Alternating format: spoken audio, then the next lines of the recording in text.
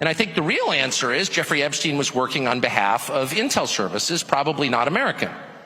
And we have every right to ask, on whose behalf was he working? How does a guy go from being a math teacher at the Dalton School in the late 70s with no college degree to having multiple airplanes, a private island, and the largest residential house in Manhattan?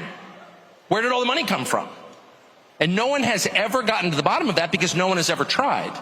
And moreover, it's extremely obvious to anyone who watches that this guy had direct connections to a foreign government.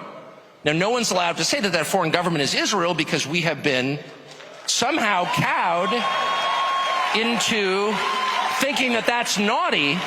There is nothing wrong with saying that. There is nothing hateful about saying that. There's nothing anti-Semitic about saying that. There's nothing even anti-Israel about saying that. I've spent my entire life pretty much in Washington, where I knew and loved a number of people, including one very close person who worked at CIA.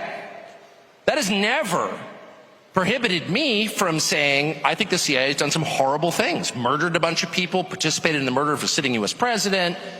It's got a whole trail of crimes. That doesn't make me a disloyal American. It doesn't make me anti-American in any sense. I was born here. My family's been here for hundreds of years. I love this country. That's why I live here. So criticizing the behavior of a government agency does not make you a hater. It makes you a free person. It makes you a citizen. You're allowed to do that because you're not a slave. You're a citizen. And you have a right to expect that your government will not act against your interests, and you have a right to demand that foreign governments not be allowed to act against your interests. That's not creepy. It shouldn't be forbidden.